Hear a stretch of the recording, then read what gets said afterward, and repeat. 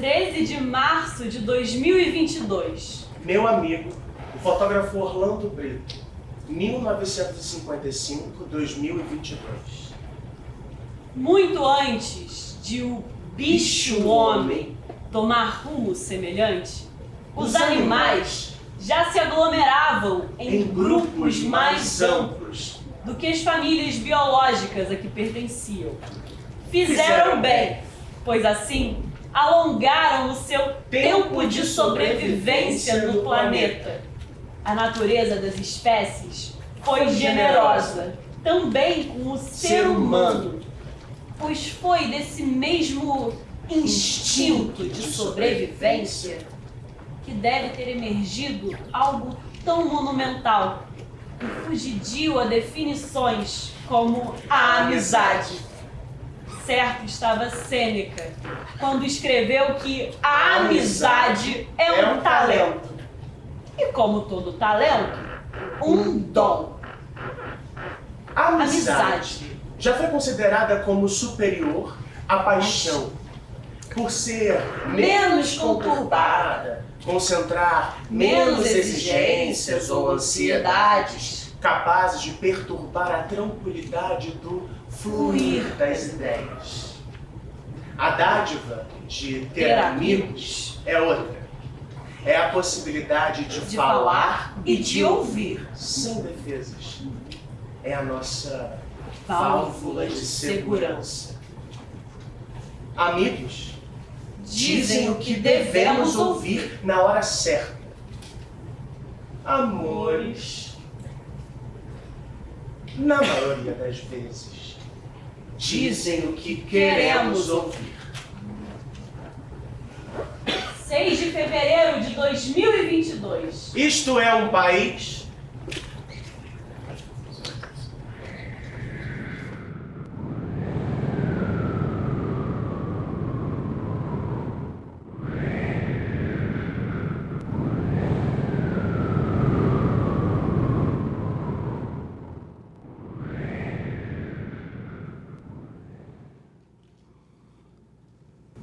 O texto desta coluna, publicado aos domingos, é finalizado com 2 dias de antecedência. Neste caso, antes de conhecermos a dimensão das passeatas agendadas para este sábado em homenagem ao refugiado congolês Moise Kabagambi. A troco de nada, o jovem negro fora abatido como um animal por 3 indivíduos que também trabalhavam sem registro nas areias idílicas da Barra da Tijuca. As circunstâncias da curta vida de Moise, 24 anos, narradas pela mãe, somadas à agonizante morte a pauladas do filho, encheram o país de uma vergonha nova. Testemunhar, através das imagens captadas em vídeo, a execução do jovem, que estava entregue aos cuidados do Estado como refugiado de guerra. Humilha, desespera, dói.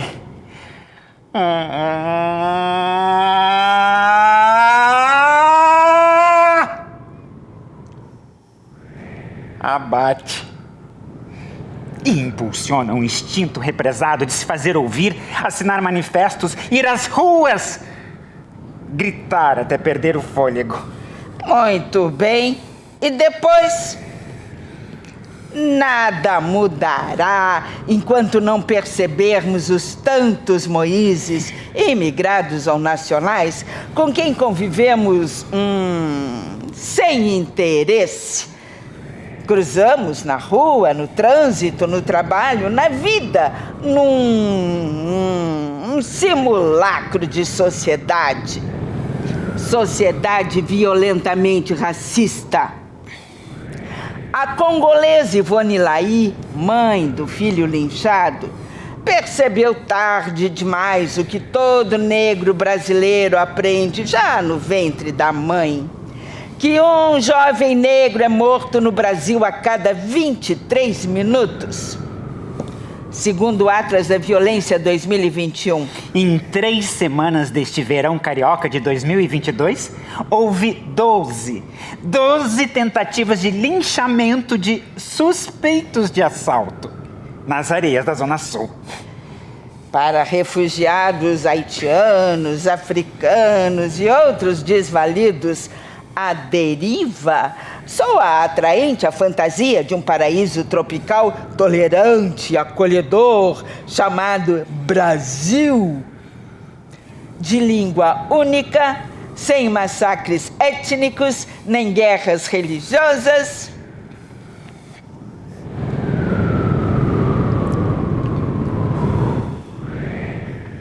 O guineense Luiz Fernandes Júnior veio estudar pedagogia na Bahia em 2018, apesar de alertado sobre a violência brasileira por sua família na Guiné-Bissau, que assiste ao programa policialesco Cidade Alerta da TV Record. Em dezembro, foi retirado do banheiro de um shopping por um segurança, acusado de ter roubado a mochila que acabara de comprar na loja Zara. Enquanto não for dada visibilidade máxima, há casos miúdos ou extremos, sempre perversos, e nascidos do mesmo caldo da exclusão social do negro. Uma mudança estrutural da sociedade brasileira levará mais 134 anos.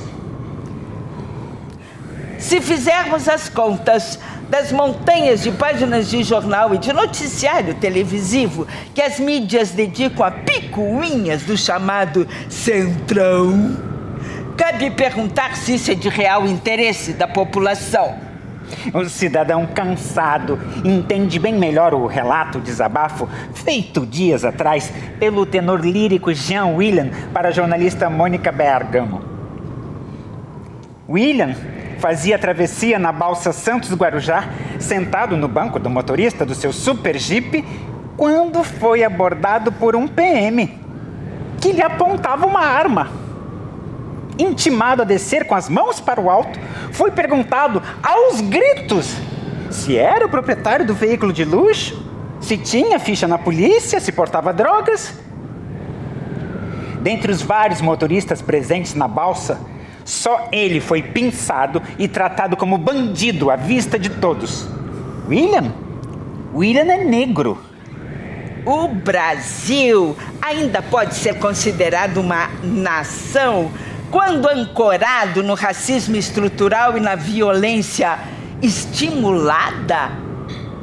O que levou um sargento da Marinha a matar, com 3 tiros disparados de dentro do seu automóvel, um vizinho de condomínio em São Gonçalo, na região metropolitana do Rio? Explicou o atirador: a localidade aqui é perigosa, costuma ter assaltante. Durval Teófilo Filho voltava do trabalho em Niterói, onde era repositor de estoque. Era negro, estava a pé e mexera na mochila que trazia no peito para pegar as chaves do portão. Bastou para morrer. No próximo dia 14 de março, completam-se 4 anos do traumático assassinato da vereadora Marielle Franco. Até hoje, as investigações não chegaram à identidade do mandante do crime, nem à motivação da execução, em que também morreu metralhado o motorista de Marielle, Anderson Gomes. O negro brasileiro não é refugiado nem asilado, como os que chegam de terras estrangeiras em busca de uma vida melhor. O negro brasileiro se sabe excluído em seu próprio país e não há democracia possível num contexto destes. Já passou da hora de o Congresso e o Poder Judiciário assumirem a responsabilidade na construção de uma sociedade menos vil. Do Executivo, neste ano de 2022, só se pode esperar o pior.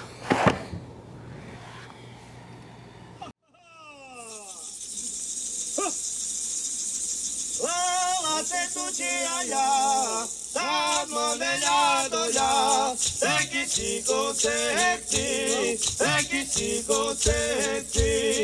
Ya tá com quilhasto, ya tá com quilhasto. Sate sate chine chena chite, crine jane. Ya doya sato crine, crine jane. Ya doya sato crine, crine jane. Ya doya sato crine. Ate tu dia ya, pato melado ya. Tem que se consertar, tem que se consertar. Ya tá com quilhasto, ya tá com quilhasto. Sate sate chine chena chite, crine jane. Ya doya sato crine. 29 de maio de 2022. Estamos sufocados como Genivaldo. Maya Angelou sabia. Maya Angelou sabia das coisas. Sabia o que fazer. Sabia o que fazer com a própria vida. Tanto que morreu. Tanto que morreu 8 anos atrás como a mais celebrada poeta e escritora negra dos Estados Unidos. Ainda no início. Ainda no início de 2022, Angelou se tornou a primeira mulher negra cuja efígie é estampada em uma moeda. Recebeu essa última honraria, não só pelos mais de 30 livros que escreveu, mas pela tenacidade com que escolheu combater a discriminação racial ao longo de sua vida cívica. Criança, conhecera na carne o elenco de medos e misérias decorrentes do racismo. Jovem e adulta, lutou lado a lado de Malcolm X, o líder ativista assassinado em 1965, marchou de braço cerrado com Martin Luther King e seguiu marchando junto com os que lhe sucederam. Madura concluiu. Aprendi que as pessoas esquecem o que você disse. Esquecem o que você fez. Mas jamais haverão de esquecer. Mas jamais haverão de esquecer o que você as fez sentir. Continuando, 29 de maio de 2022. Estamos sufocados como Genivaldo.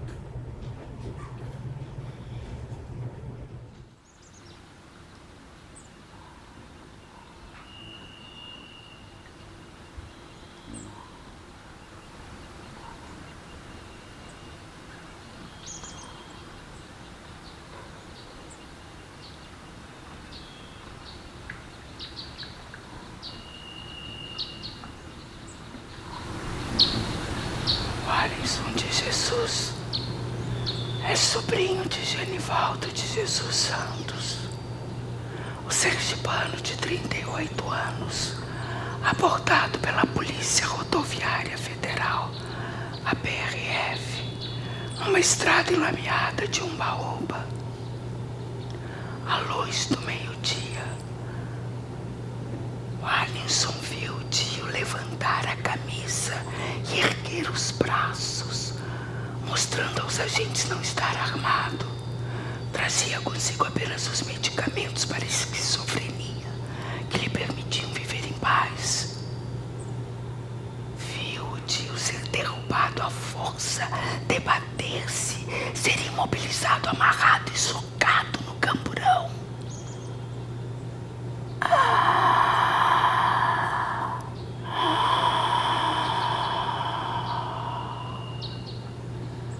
Com a cabeça, o tronco e parte das pernas do tio enfiados na viatura, o sobrinho viu que os pés e as canelas finas de Genivaldo impediam sentiam o fechamento da porta. Por fim, viu os agentes jogarem spray de pimenta e gás lacrimogêneo no interior do camburão.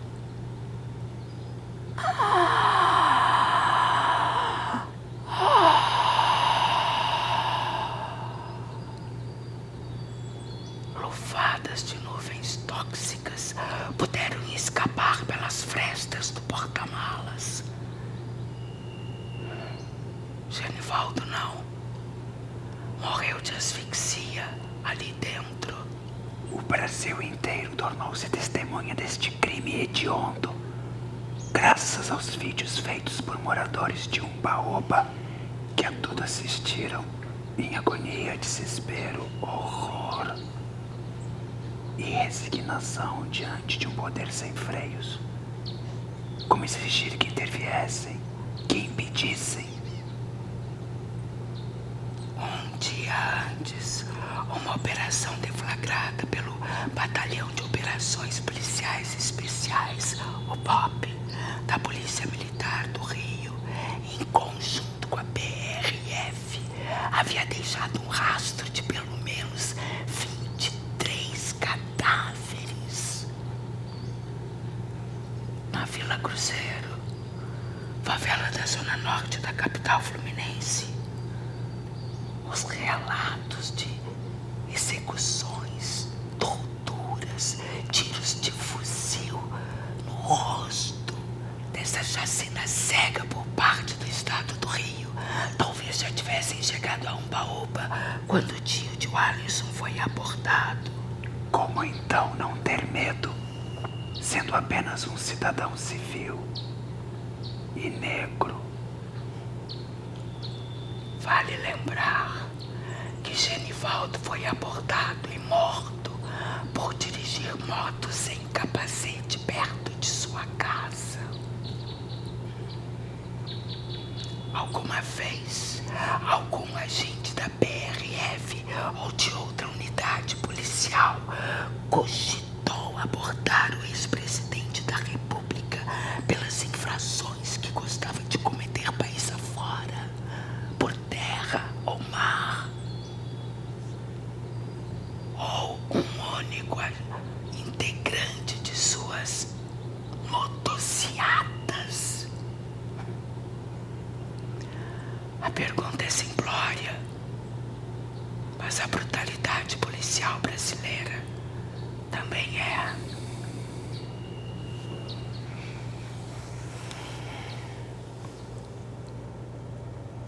A jornalista Jennifer Mendonça, do site Ponte Jornalismo, teve acesso ao primeiríssimo boletim de ocorrência registrado na Polícia Civil de Umbaúba sobre a morte do sergipano. O documento é aterrador pelo que deixou de dizer e fazer. Os 4 policiais envolvidos nem precisaram prestar depoimento ao delegado Gustavo Mendes Ribeiro. Foram ouvidos informalmente e, portanto, não estão citados nominalmente. A ocorrência, registrada como morte a esclarecer sem indício de crime, fala em crime de desobediência por parte de Genivaldo, desobediência às ordens e necessidade de algemação para resguardar a integridade física dos policiais envolvidos.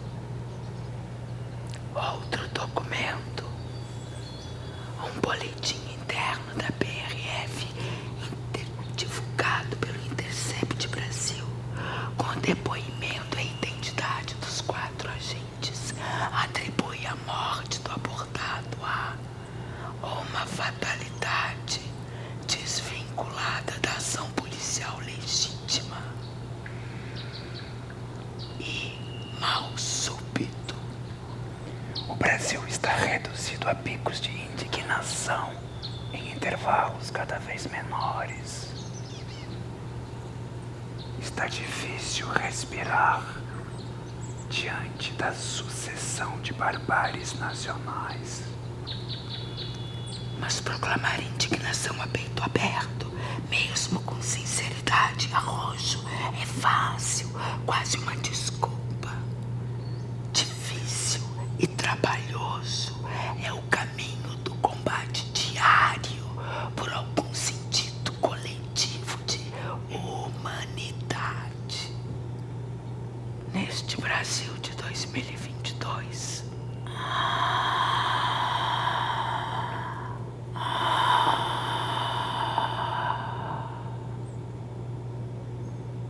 Sem esquecer jamais o que aquele governo e seus acólitos nos fizeram sentir. Paz para Mambe, paz para Mambe, paz para Mambe, Mambe, paz para Mambe. Oh, paz para Mambe, oh, paz para Mambe, Mambe, oh, paz para Mambe. Paz para Mambe, paz para Mambe, paz para Mambe, Mambe, paz para Mambe. Oh, paz para Mambe, oh, paz para Mambe, Mambe, paz para Mambe. Paz para Mambe, paz para Mambe, paz para Mambe, Mambe, paz para Mambe. Oh, paz para Mambe.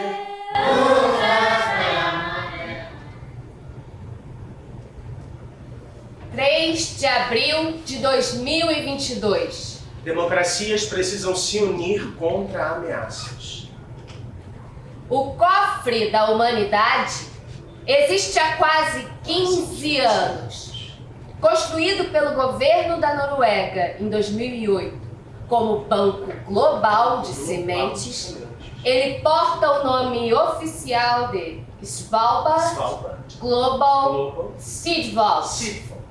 Foi idealizado para sobreviver a todo tipo de apocalipse climático, sanitário, nuclear. Por isso, está prudentemente fincado 130 metros acima do nível do mar, na encosta de uma montanha do arquipélago norueguês de Svalbard, no meio do Oceano Ártico. Trata-se do lugar mais extremo, remoto e inóspito do hemisfério norte. Seus 2.700 residentes fixos e quase 300 ursos polares às soltas encaram a cada ano 2 meses e meio de escuridão ininterrupta, chamada Noite Polar, seguida de 5 meses de sol escancarado 24 horas ao dia. Coisa para vikings de raiz.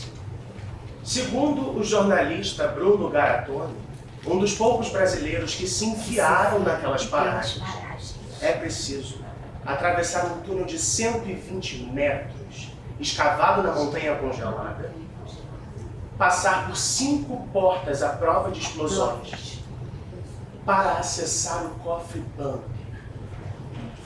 Ali estão as famosas 880 mil sementes de 5.403 espécies vegetais, colhidas pelos 4 campos do planeta. Entre elas, o nosso arroz, feijão e milho, enviados pela Embrapa. Trancado o ano todo. Exceto para dias de inspeção ou recepção de material novo. Esse cofre da vida não deve ser dilapidado antes da hora fatal. Até hoje, ocorreu uma única retirada. Em 2015, quando a Síria, devastada pela guerra, sacou sementes de algumas espécies do Oriente Médio.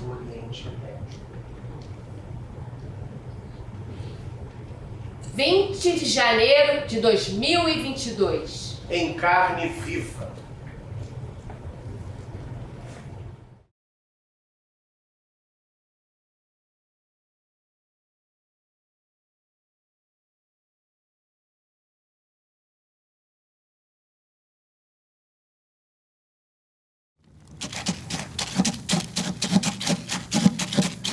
a visionária, cientista e ambientalista Rachel Carson alertaram o mundo já nos anos 60.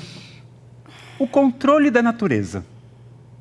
É uma frase concebida na arrogância, nascida da era Neandertal, da biologia e da filosofia, quando se supunha que a natureza existe para a conveniência humana.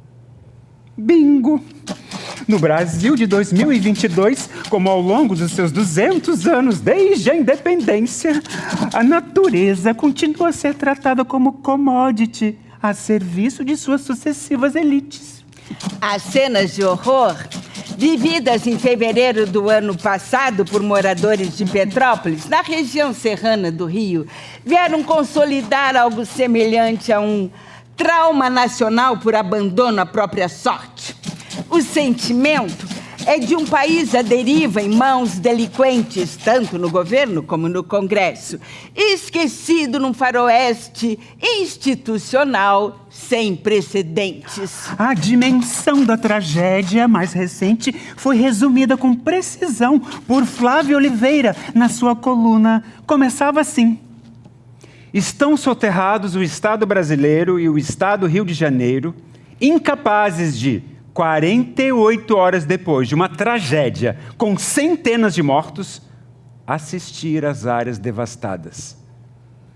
Afundou na lama a gestão pública, que não só desrespeita a vida, como também despreza a morte. Execrável é a palavra que define o papel das autoridades na catástrofe de Petrópolis. 11 anos depois de a mesma região sofrer o maior desastre natural da história do país, em que 1.000 pessoas desapareceram, pais e mães, familiares e vizinhos, com as próprias mãos escavam escombros em busca de corpos de vítimas. Como não ficar em carne viva com o tom institucional das mensagens de apoio de autoridades, coalhadas de gerúndios e do advérbio já, para sugerir ações em andamento quando falta absolutamente tudo? Nem sequer as verbas existentes para prevenção de calamidades climáticas foram usadas por inteiro nas 2 últimas décadas. O tom deliberadamente descompromissado da postagem solidária teve ar de paisagem. Dono e patrono do pérfido orçamento secreto que abriu as burras federais para acomodar as tantas demandas político-particulares na casa, ele jamais cogitaria destinar uma só piastra dos 16 bilhões e meio abocanhados para contemplar um Brasil náufrago. Sem falar da mensagem de pesar assinada por Dom Orleans e Bragança, príncipe imperial do Brasil, que levou um dia inteiro para ser emitida. A lama já havia engolido mais de 100 vidas e destruído a cidade que alimenta sua dinastia. A família imperial, tão estreitamente ligada a Petrópolis, encontra-se sempre disposta a servir seu povo, oferecendo ainda nossas orações e solidariedade. Diz um trecho da nota, estendendo gratidão aos integrantes dos primeiros socorros e beneméritos particulares, dentre os quais há muitos monarquistas. Enquanto milhares de brasileiros anônimos acorriam ao local em busca de desaparecidos, o site Metrópolis apurou que o mesmo Dom Bertrand encontrara tempo e disposição para participar de uma gravação num canal humorístico conservador. Se é que humorismo e conservadorismo ainda podem coexistir nesse Brasil de 2022. Tampouco o auto-intitulado Príncipe Luiz Felipe de Orleans e Bragança, que exerce o cargo republicano de deputado federal, foi visto chafurdando entre destroços.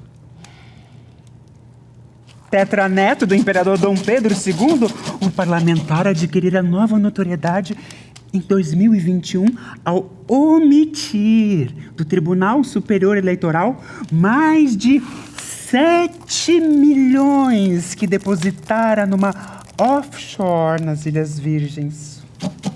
Não seria este o momento apropriado para uma família real efetivamente nobre abrir mão de um laudênio criado por Dom Pedro II em 1847, exclusivamente em benefício próprio? Popularmente conhecido como Taxa do Príncipe, o tributo incide sobre venda de imóveis em terreno petropolitano que algum dia pertenceu à antiga família imperial. São 2,5% de toda a transação imobiliária desse imenso latifúndio depositada com pagamento à vista numa empresa administrada por 10 herdeiros da linhagem dos Orleans e Bragança. Coisas do Brasil. Quase todo ser humano pode ser ensinado a pensar, a acreditar, a adquirir conhecimento.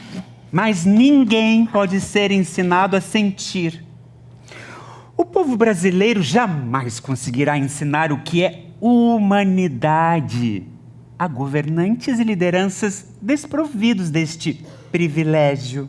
Mas, como diz a sempre incandescente Rita Lee, o que a gente mais quer no mundo nesse momento? Mudar. Mudar para melhor, para mais consciência, mais luz.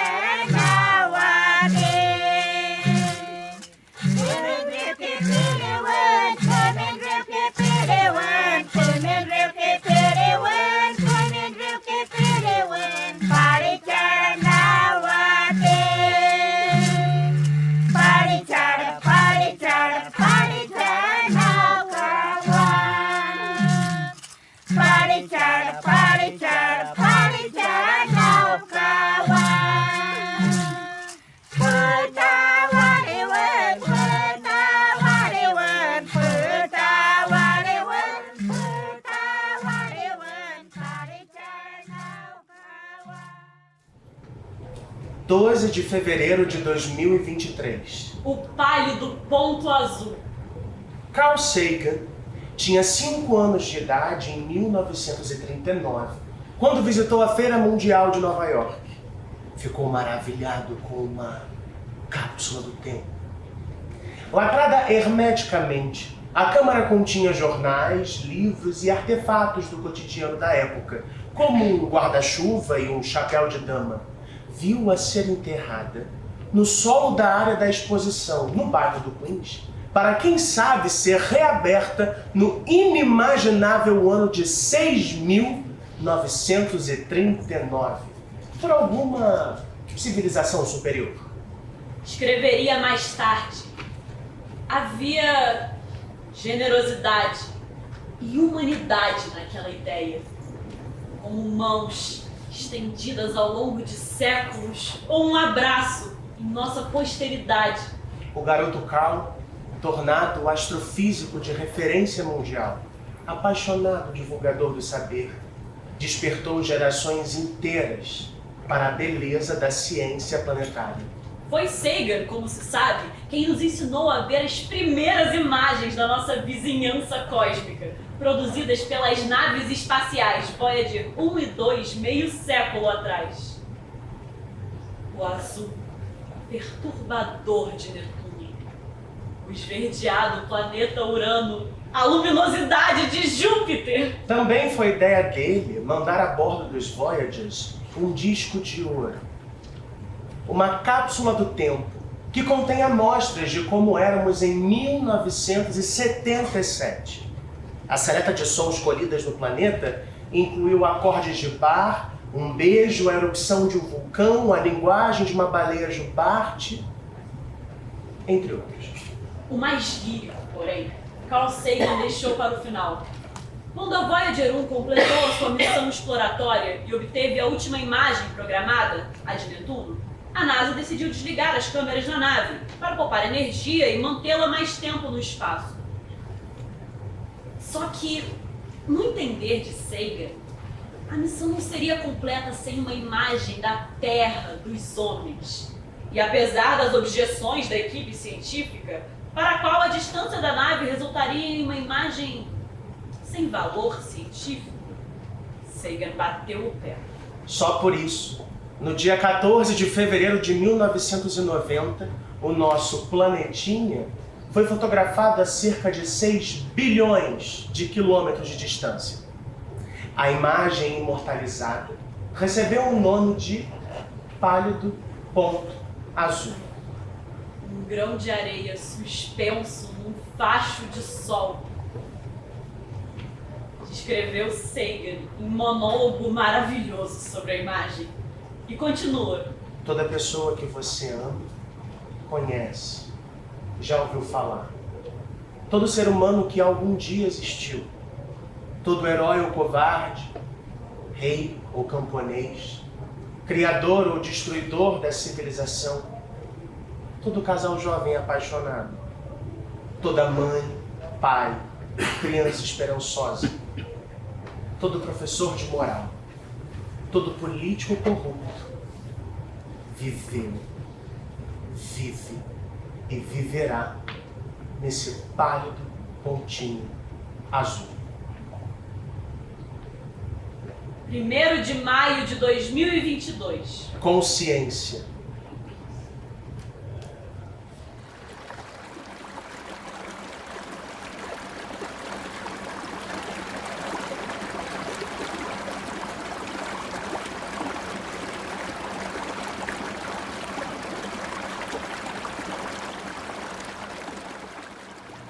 Assim começava o relato, em rede social, do presidente do Conselho de Saúde Distrital Indígena Yanomami e Ecuana.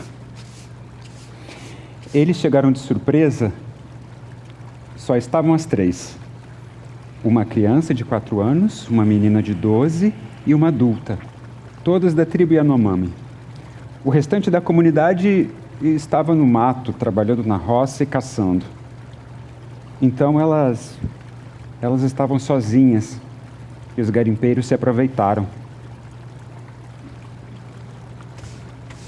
Elas teriam sido levadas para o acampamento ilegal dos garimpeiros, onde a menina foi estuprada e morta. A criança, arremessada para o rio e engolida pelas águas, segundo denúncia. A mulher, única sobrevivente, teria conseguido nadar de volta à tribo. Pelos caminhos tortuosos da mente, essa nova denúncia de crimes contra a aldeia de Aracaçá, no norte de Roraima, bateu forte na consciência coletiva. Ricocheteou nos noticiários, fez chorar grandes jornalistas exaustos de tanto horror nacional, e recebeu dura cobrança e opróbrio por parte da ministra Carmen Lúcia, em sessão do Supremo Tribunal Federal. Se os fatos puderem ser comprovados, algum dossiê acabará chegando a mãos internacionais, robustecendo o caudaloso dossiê Brasil de violação de todo tipo de direitos, humanos, ambientais, animais, sociais, raciais. Desde a publicação do relatório Yanomami sob ataque, em 2015, já era sabido que aquela comunidade indígena apresentava o maior índice de contaminação por mercúrio, 92%. Desestruturação social, ataques a tiros com morte de crianças, oferta de comida em troca de sexo com meninas, vinham sendo denunciados no rastro do garimpo ilegal na terra Yanomami. Os responsáveis quase sempre continuam impunes e livres, quando não são incentivados obliquamente pelo governo. Não foi diferente dessa vez.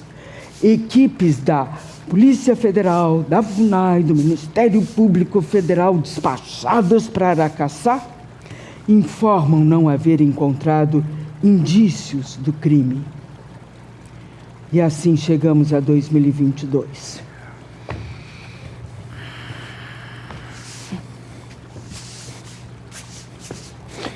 Corte a seco para uma entrevista exibida pela TV Bahia.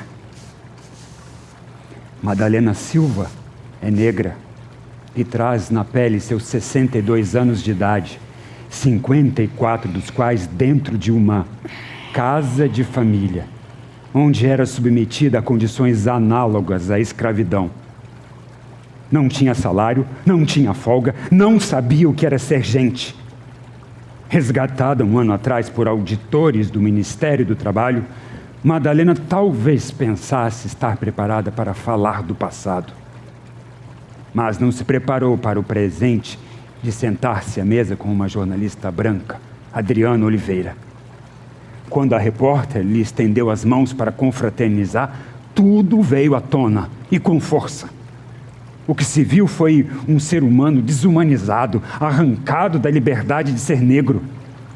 O diálogo dessas duas mulheres é um registro histórico do Brasil de 2022. Deixa exposto, sem filtro, a brutalidade e a crueza do racismo nacional. Eu fico com medo de pegar na sua mão branca, diz Madalena, sacudida por emoções. Mas por quê? Tem medo de quê? Pergunta a repórter com vagar empatia. Porque ver a sua mão branca, eu pego a minha e boto em cima da sua e acho feio isso. Responde Madalena, sacudida por emoções e temores ancestrais.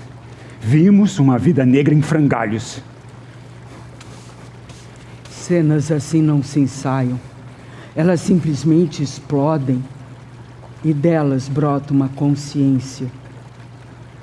Em um momento tão desconcertante, a jornalista encontrou o caminho da humanidade e conseguiu colocar a mão negra entre as suas. E o Brasil pôde sentir-se confortado, enternecido com o abraço final das duas mulheres. Só que continuamos covardes. O mesmo Brasil que ostenta aspirações democráticas e logo mais vai comemorar o bicentenário da independência, nunca foi capaz de proclamar coletivamente, na rua, no trabalho, em casa, nas instituições, nas esferas pública e privada, que temos vergonha do racismo e não queremos mais extinguir a vida indígena. Sem essa pauta mínima de construção da sociedade, não há eleição que resolva esse horror. Questão de consciência.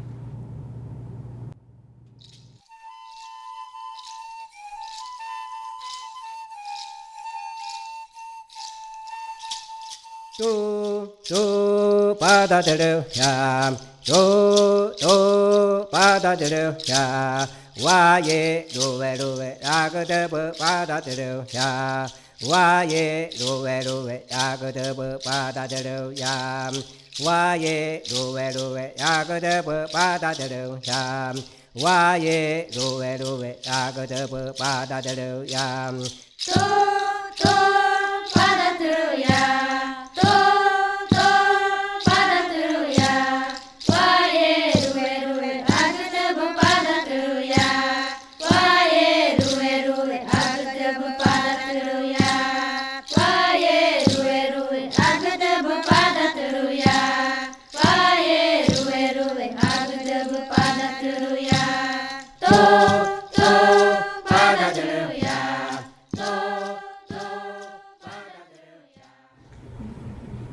2 de janeiro de 2022.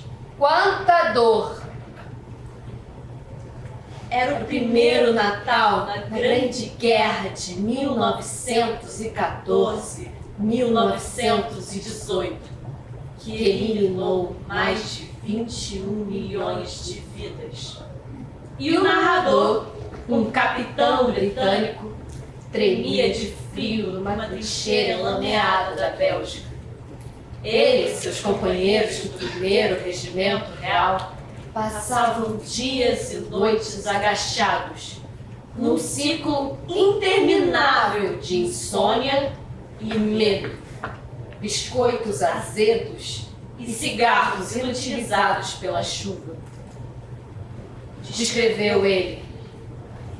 Lá estávamos, naquela cavidade de argila, a léguas e léguas de casa, sem a menor chance de poder sair dali, exceto de ambulância. Mais provável que fossem mortos.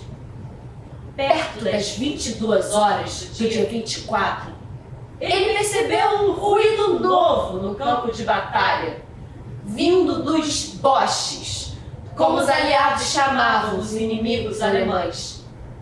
Afinou o ouvido e percebeu, em meio às sombras noturnas, um murmurar de vozes.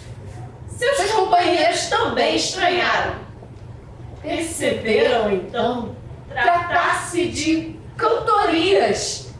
Os temidos soldados do exército alemão, também trincheirados e invisíveis, entoavam canções de Natal. Os britânicos decidiram cantar de volta. E, subitamente, ouviram alguém do lado inimigo gritando algo confuso, em inglês carregado de sotaque germânico. "Venham para cá", dizia o Bosch. Um dos sargentos britânicos respondeu: "Nos encontramos a meio do caminho."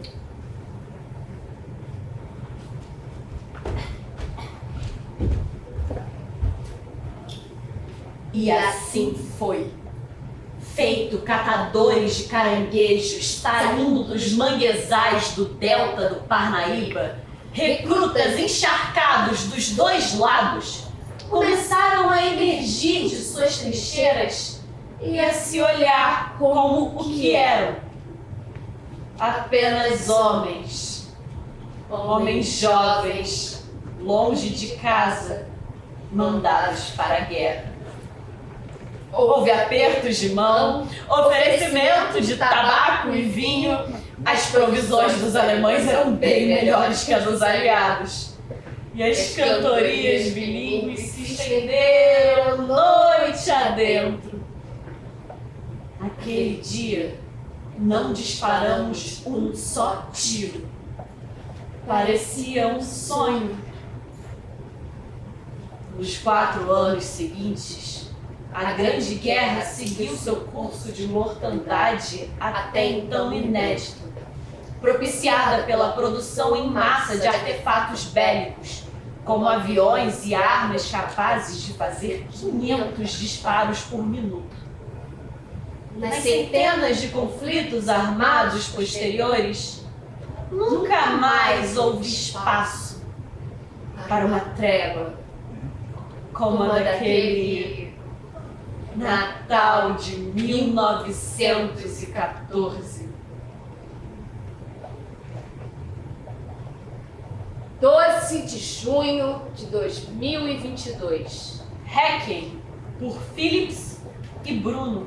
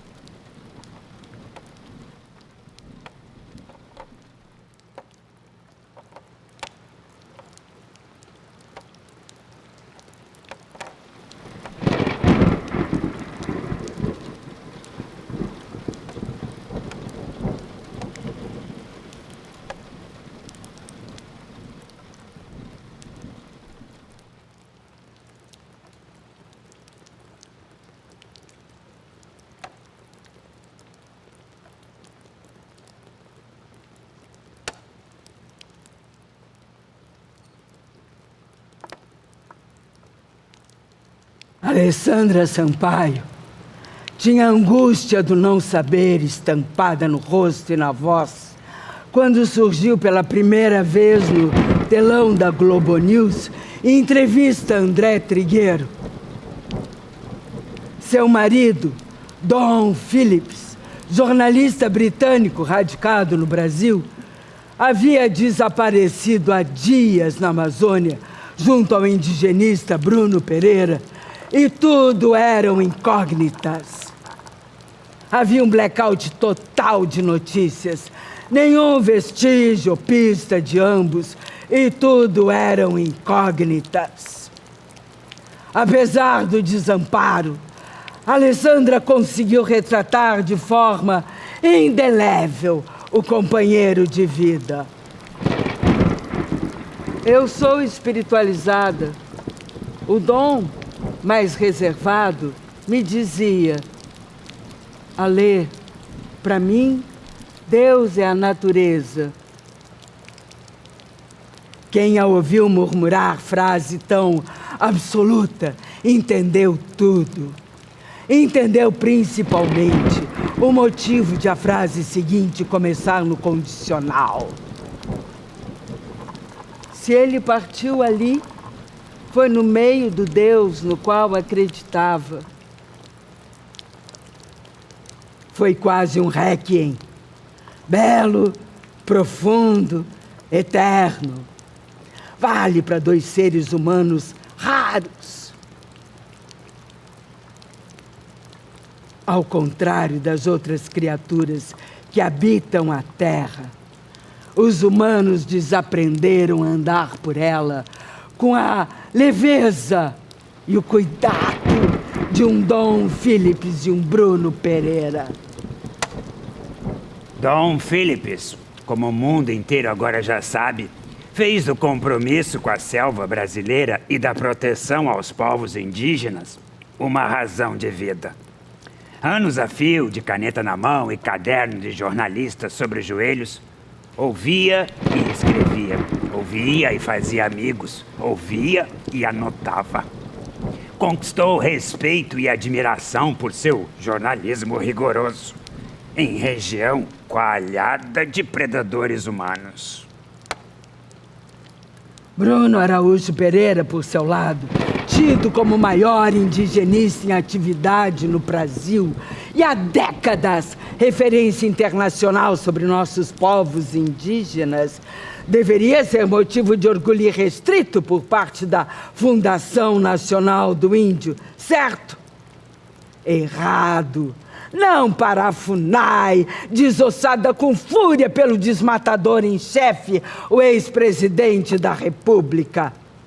Apesar de Bruno Pereira ser o servidor público de maior prestígio na FUNAI, a primeiríssima manifestação sobre seu desaparecimento por parte do presidente da entidade foi afirmar que Bruno estava afastado do órgão. Sim, estava em licença não remunerada, trabalhando com a paixão de sempre pela união dos povos indígenas do Vale do Javari. Havia sido ejetado de importante função na FUNAI, na esteira da porteira aberta para o ilícito, implantada como política pelo Ministério do Meio Ambiente de Ricardo Salles. A realidade amazônica sempre foi crua. Pelo isolamento, pela geografia inóspita, pelas riquezas cobiçadas e pela bandidagem à solta. Segundo dados do coletivo jornalístico Tierra de Resistentes, 139 ativistas dedicados à defesa ambiental da região foram assassinados entre 2009 e 2020. Pequena parte visível na imensidão submersa da criminalidade, ausência deliberada do Estado, falência gritante das Forças Armadas, abandono do território nacional e de sua gente à própria sorte. Pode ser que a ruidosa pressão internacional, uma das maiores já sofridas por um governo brasileiro desde os tempos da ditadura militar, somada à repentinamente intensa cobrança das instituições nacionais, traga respostas confiáveis ao clamor geral. Se assim for, a crônica do que terá acontecido na manhã do domingo, dia 5 de junho de 2022, quando Bruno e Dom navegavam pelo rio Itaquaí sem nunca chegar ao destino, pode servir de retrato deste triste Brasil à deriva em 2022. Tudo cheira horrendamente mal nessa causa que, entre mentes, se tornou célebre.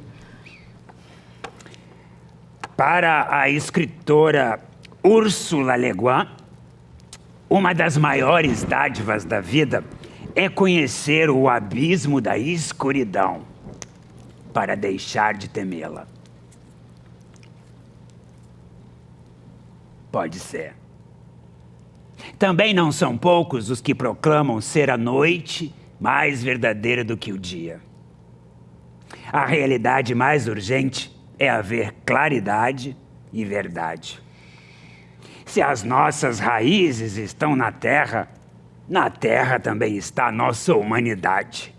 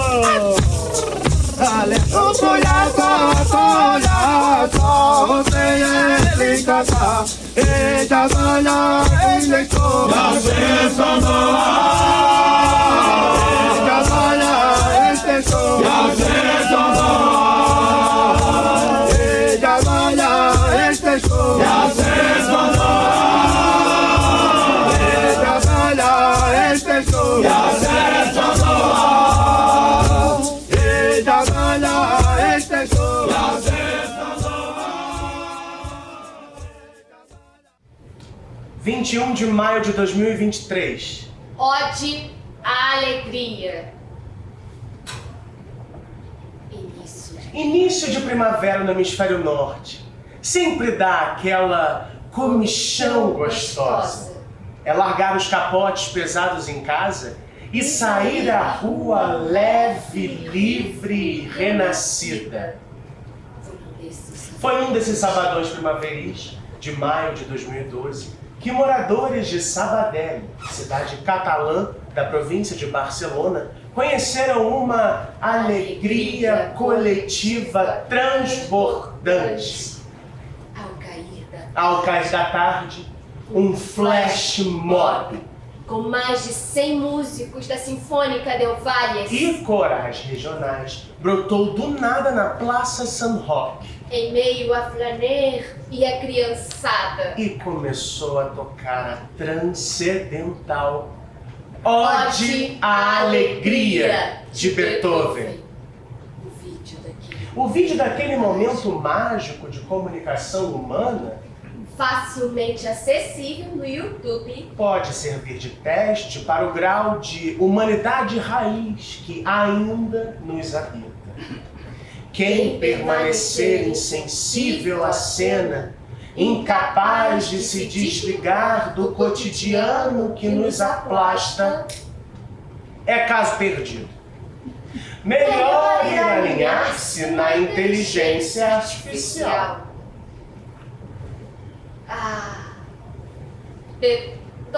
Beethoven, adolescente na Europa eletrizada pelo espírito revolucionário do final do século XVIII, fora profundamente marcado pelo poema Ode à Alegria, do seu monumental conterrâneo alemão Friedrich Schiller. A mensagem de liberdade e justiça a mensagem de liberdade e justiça. Felicidade e paz. Felicidade e paz contida nos versos do poeta nunca mais se desgarraram da mente do músico. Como se sabe, foi durante uma caminhada sem rumo de vários dias, aos 52 anos de idade, já praticamente surdo, que o idolatrado compositor de 8 sinfonias, além de concertos e sonatas, encontrou a centelha para sua obra magna, a Nona Sinfonia. Ela culminaria nos versos silenciosos de Schiller, cantados por um coral, num grande finale sem paralelo no universo musical. Acolhida como um chamamento para descartarmos falsos profetas que alimentam séculos de guerras e milênios de desigualdades. Ela mantém a visão idealizada de Schiller, de que a raça humana se reencontrará na fraternidade.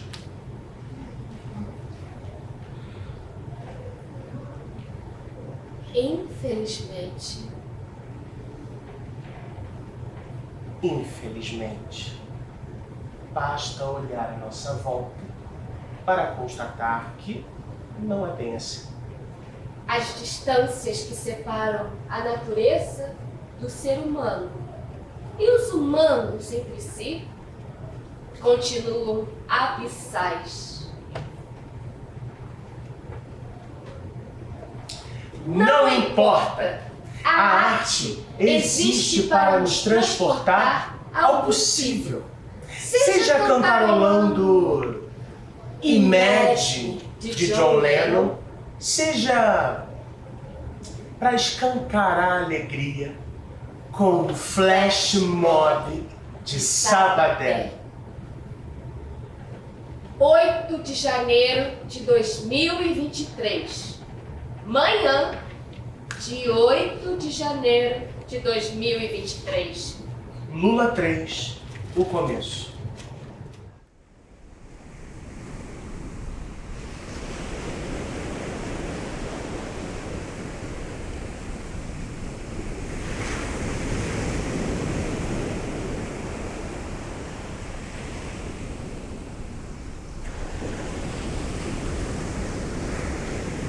Bom dia, democracia!